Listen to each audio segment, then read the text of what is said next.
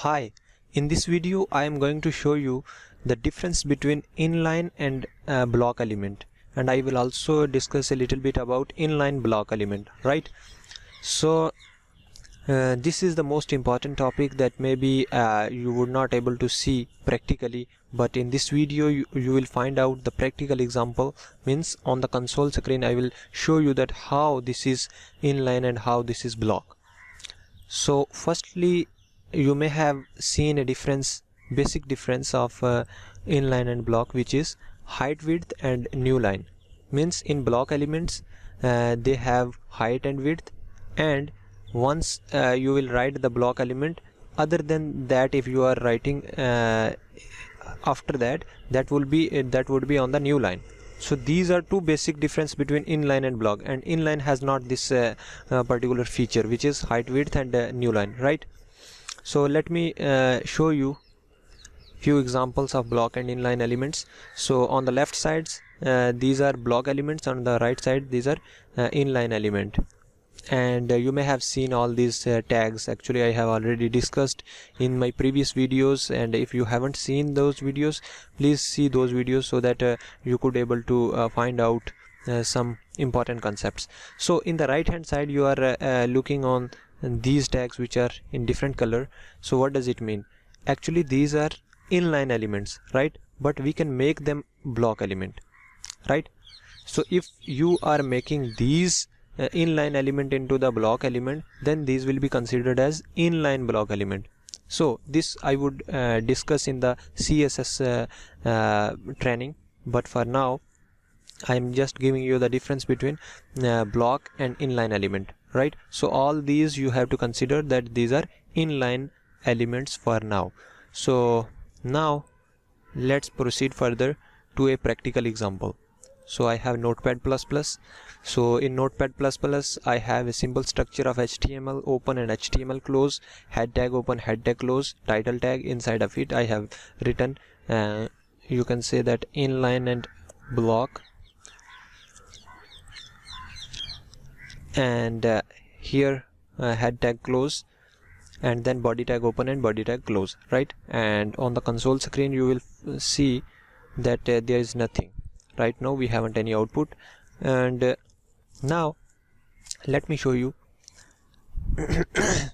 firstly the block element. Block element is P. I already showed you that P is a block element, right? So if I am writing here something, for example, hello this is, right? And if you will see the output, but for now we are going to take a span element, which is span tag, which is inline tag, right? Inside of it hello this is, right? So I have written two tags, P and span tag. Inside of it I have written hello this is and hello this is, right? So now let's see the output. So on output you will find out that hello this is and hello this is. So this one is of paragraph tag and this one is of inline tag, right? So the first difference was height and width. So let me show you the height and width. Right click and inspect. So now here are inspect. So if I am focusing on this particular element, then you will find out that this has some height. I think you are able to look here in the black pop-up. I couldn't able to show you in the sense my cursor is not going there, here, right?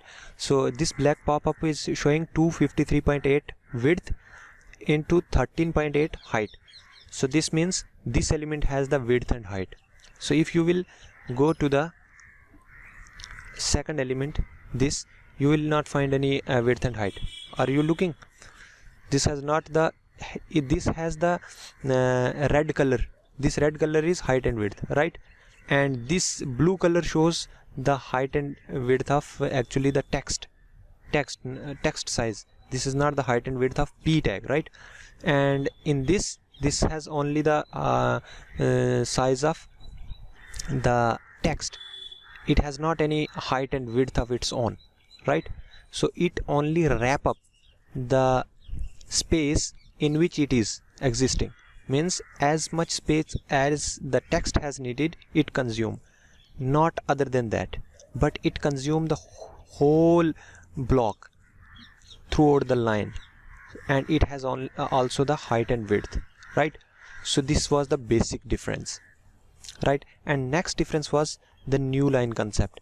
As you have right now seen that if I have this p tag and I am writing another p tag, this is another, right? So if you will refresh, you will find out this is second p and this is first p. So both of them has its own height and width, and they are throughout the line. This whole block, this has this element has consumed. So, and this is after this is on the new line. But if you will see on the span tag, if I am writing another span tag, for example in the new line I am writing another span tag. Actually I have to copy and then paste. Hello, this is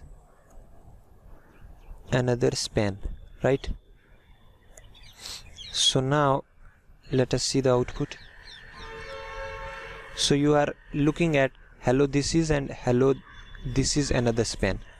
So you can see this has not any height width, because of which this consume the space as much as its text has needed, and on the next of it you can see that the another span which has also not any height width, and even this is not going down to the new line. So from here you must have the got the concept of new line, that if we are using the inline elements then we will not go to the new line, and if we have block element then we will definitely shift it to the new line if we are writing something else after this. Why? Because this has the height width and this has consumed the whole space of the throughout the line, right? And you can also see the difference by giving them the background color. So at that time you will find out the basic difference. So I think you got the practical example and practical scenario. I have shown you that this is why this is block element, why this is block, and why this is inline, right? So the only thing that you have to keep in mind is that the block element has its own height and width, and the inline element has not its height and width. This has not height and width. And one more difference is that if you are writing on block element next to another thing, then that would be shifted to the new line.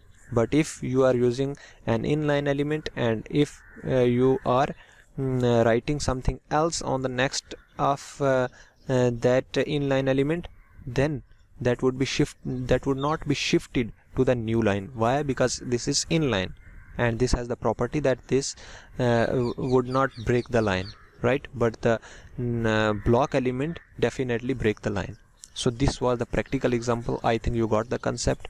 And third was inline and inline block element, in which we actually give the by using CSS we make them inline block. Later on we shall discuss, but for now you have to understand this particular concept, which is very, very important, because you may have seen the theoretical examples, but for now I have given you the practical example that why this is. And in this way you can also teach somebody that why this is. Actually you got the concept, so you have to share this particular idea to others.